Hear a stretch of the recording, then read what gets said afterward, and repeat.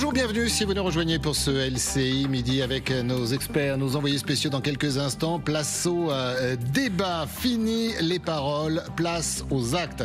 Emmanuel Macron a fait hier la leçon à Donald Trump alors que Kiev et ses alliés européens poussent le président américain à changer de méthode vis-à-vis de Vladimir Poutine et passer notamment au chapitre sanctions économiques, celles qui feront le plus mal à la Russie de Poutine. Écoutons le chef de l'État. Je note que le président Trump, ces derniers jours, a condamné avec force les frappes russes en Ukraine.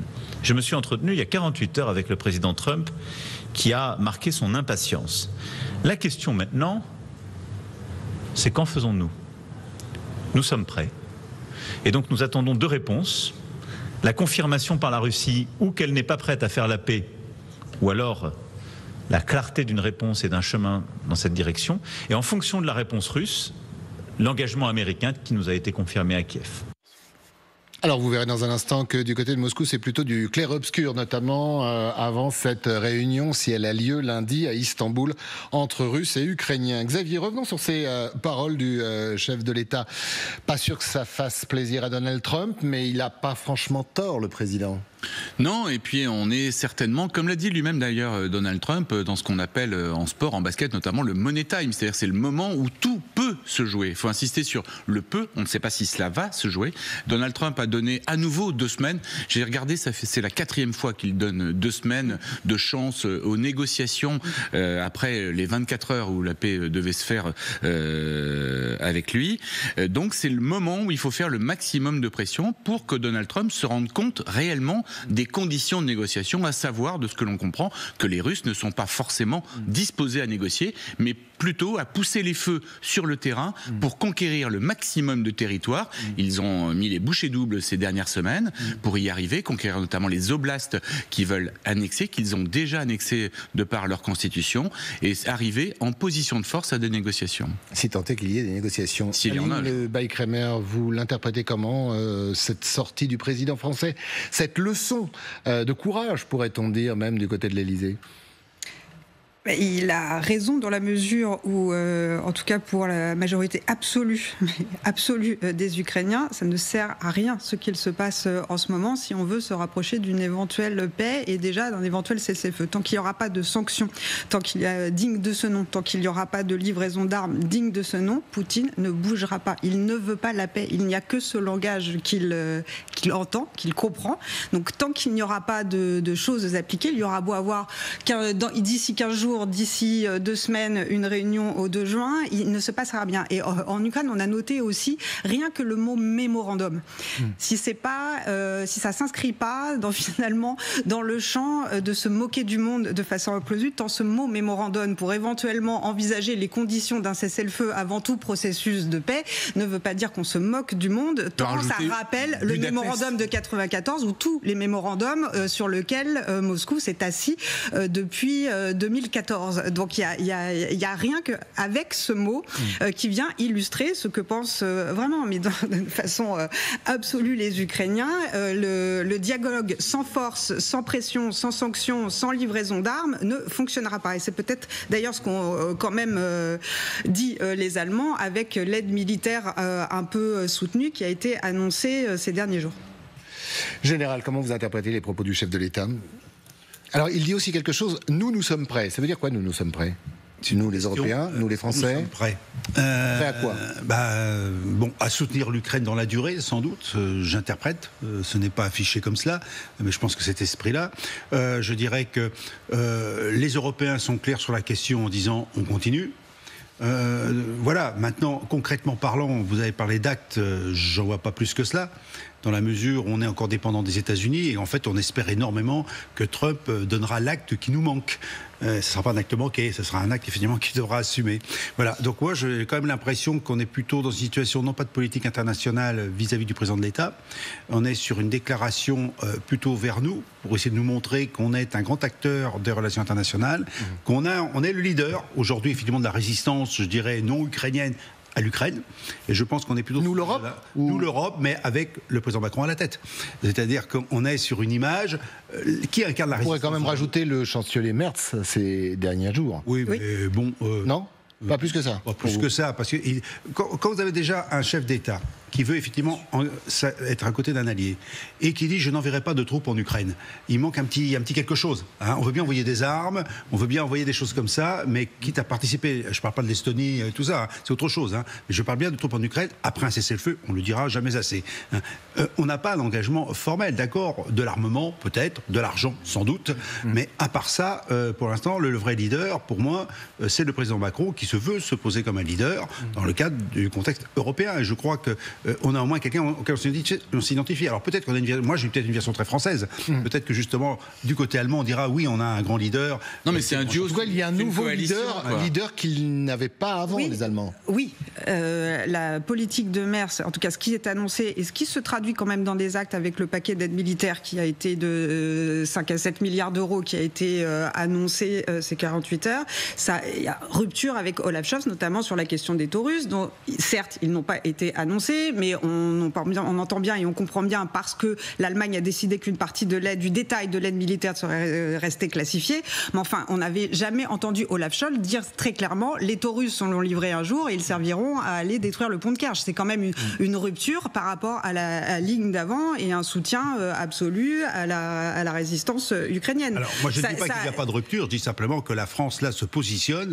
comme le leader de la résistance et que maintenant l'Allemagne reprend le train en marche pour changer la politique. Mais général, est-ce que vous ne pensez pas que ce qui s'est passé entre Zelensky et Merz, à savoir la mise sur pied d'accords pour un complexe militaro-industriel partagé entre l'Allemagne et l'Ukraine, avec une fabrication essentiellement en Ukraine, mais avec un support technique très très fort, et on sait qu'ils en ont la compétence des Allemands, n'est pas un moment assez décisif dans cette guerre, qui n'en fait pas forcément que Merz devienne le leader des alliés, hein, mais qui le place en bonne position. En fait, il est complémentaire par rapport à la France. Il rejoint le duo qui était déjà assez solide des Britanniques. Donc il y a ce qu'on appelle le format E3, Allemagne, Britannique, Français, qui est beaucoup plus fort qu'à l'époque de Scholz et qui émerge. En fait, d'ailleurs, il sera question de ce format E3 le 2 juin en Turquie. Le problème allemand, c'est qu'il n'a pas attendu Merz pour finalement faire quelque chose en Ukraine, puisqu'il y avait déjà une usine qui était en cours de fabrication. Donc Rheinmetall. Et je pense qu'il faut peut-être un peu dissocier l'expression politique de l'expression industrielle. Quand on est le 4e exportateur d'armement qui s'appelle l'Allemagne, on a un objectif aussi de faire un marché. Et donc, il y a une opportunité. Et je pense qu'on est plus dans le soutien aux industriels allemands dans ce domaine-là que dans une affirmation politique claire et nette. Alors, Emmanuel Macron a peut-être trouvé le bon ressort pour appuyer là où ça fait mal vis-à-vis de Donald Trump. L'ego et la crédibilité d'un grand pays qui reste l'Amérique. Écoutez le président. Je ne crois pas que l'après-Kiev soit un problème de crédibilité pour les Européens. Je pense que c'est un test de crédibilité pour les Américains. Nous, Européens, depuis 3 ans, nous sommes constants. Nous sanctionnons la Russie, nous aidons l'Ukraine et nous ne voulons pas l'escalade conduisant à une nouvelle guerre mondiale. Alors ça ressemble à une attaque directe.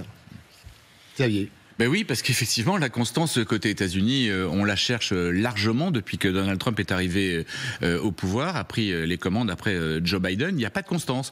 On est sur les paquets d'armement livrés à l'Ukraine qui datent de l'administration Biden. Rien n'a été décidé par cette nouvelle administration. Sur le plan des sanctions non plus. On a même vu une volonté, même très très forte, hein, d'alléger ces sanctions, puisque les premières réunions entre Américains et Russes avaient essentiellement pour but de développer le commerce entre les deux pays, de faire revenir la Russie dans le grand jeu des nations, ce qui ne s'est pas passé. Et Donald Trump a été obligé de comprendre que ce conflit était extrêmement compliqué, qu'il ne pouvait pas, on le répète, se régler en 24 heures et que Poutine était en train, il a dit le mot lui-même, de le balader. C'est intéressant le mot crédibilité. Ego, crédibilité. C'est-à-dire que nous, on a toujours été crédibles, l'Amérique joue sa crédibilité. C'est pas faux parce que dans ce conflit, mais bien évidemment, et je pense que le président le pense aussi, dans d'autres conflits potentiels, face à d'autres pays, il n'y a pas que la Russie sur cette planète, il y a notamment la Chine qui reste pour les Américains l'ennemi.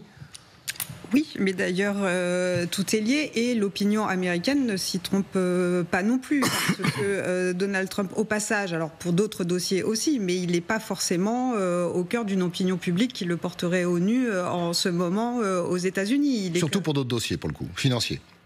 Celui-ci aussi, notamment parce que les questions de Chine qui sont liées à sa politique de tarifs, je veux dire, il y a quand même beaucoup de critiques. Il est quand même pas non plus roi absolu en sa demeure en ce moment. Donc il y a tout ça qui se joue. Donc c'est le moment aussi de lui rappeler que les États-Unis ont de la force à démontrer, de la cohérence à démontrer, et que pour l'instant, il fait vivre un enfer à énormément de gens. Parce que de ces déclarations qui peuvent se retourner en 24 heures, qui sont instables, qui peuvent aller d'un soutien à peine caché au Kremlin à finalement un soutien appuyé à la résistance ukrainienne, avec en toile de fond cette fameuse motion soutenue par 81 représentants du Congrès, qui est énorme d'ailleurs au passage, sur la question des sanctions directes et indirectes à propos des 500 tarifs qui visent de façon indirecte aussi la Chine. Donc finalement, tout ça, c'est un peu lié. Et dans sa guerre contre la Chine, il y a ça aussi qui se joue, notamment de la part d'observateurs américains, de commentateurs, de journalistes, qui notent bien que si vraiment il faut attaquer la Chine, ça passe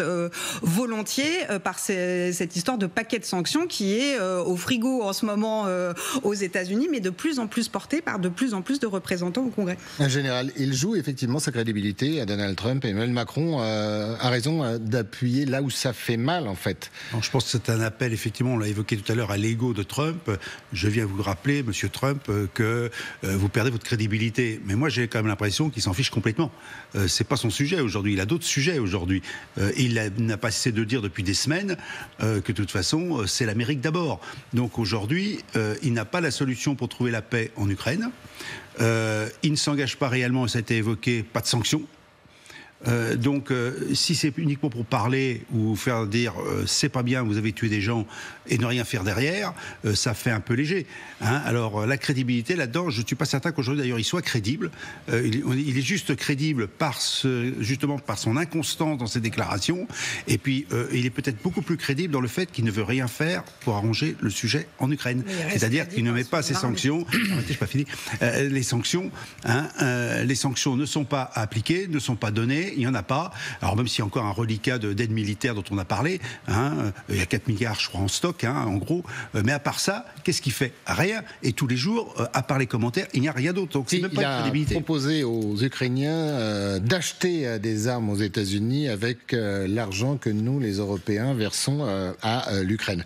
Alors il y a quand même une étape. Elle aurait dû ou elle devrait être importante. C'est lundi, c'est à Istanbul, avec une rencontre entre les Russes et les Ukrainiens. Ce sera d'ailleurs la deuxième. Elle a un peu de plomb dans l'aile, cette rencontre, parce que les Ukrainiens attendent toujours le mémorandum, le fameux mémorandum, ce document écrit, ce que veulent les Russes. Mais vous allez voir que du côté des Américains, on tente d'y croire, même si l'affaire est mal embarquée. Écoutez la porte-parole de la Maison-Blanche.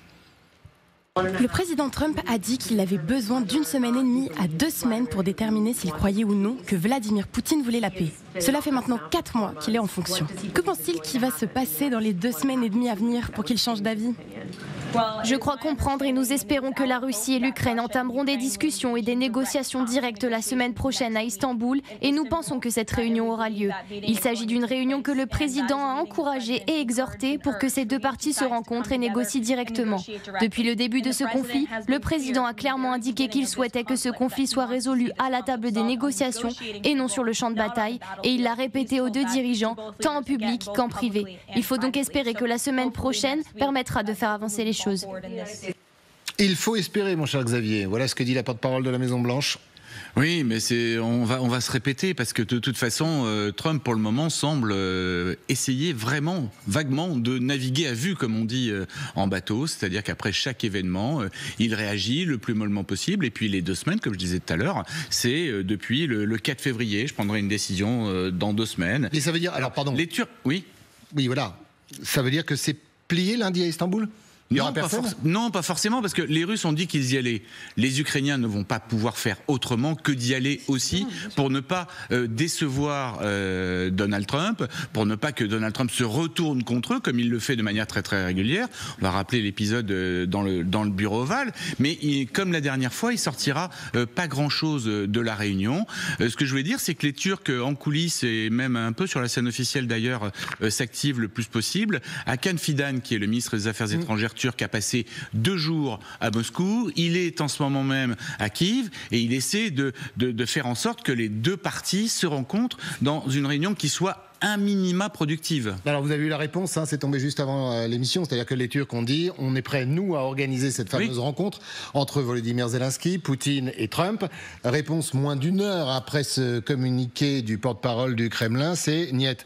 Il faut que ça avance. Mais visiblement, là, on parle les Russes ne veulent pour pas une rencontre avancer. entre délégations pour le moment. Ils ne veulent pas avancer. Il y a aucune pression digne de ce nom encore qui est portée sur le Kremlin, donc ils n'ont rien à gagner quelque part, si ce n'est d'activer leur réseau de propagande, et ça fonctionne aussi à Washington, ça peut expliquer la bouillie de certaines déclarations, ça fonctionne énormément parce que les Russes se servent aussi de toutes ces séquences de coups de fil, de supposées discussions, de dialogues, d'avancer vers la paix avec un objectif en toile de fond, c'est la levée des sanctions. Ça les intéresse, qui démontre bien qu'elles fonctionnent quand même un petit peu, parce qu'ils se démènent comme jamais pour essayer de les faire lever. Donc il y a ça en toile de fond. Ils font mine de maintenir le dialogue, c'est-à-dire d'entretenir, de répondre, voilà. Mais en réalité, ils ne veulent pas. Ça se voit traduit concrètement sur l'ukrainien, sur le terrain, avec de plus en plus d'attaques massives et violentes, sauvages sur les villes ukrainiennes en ce moment.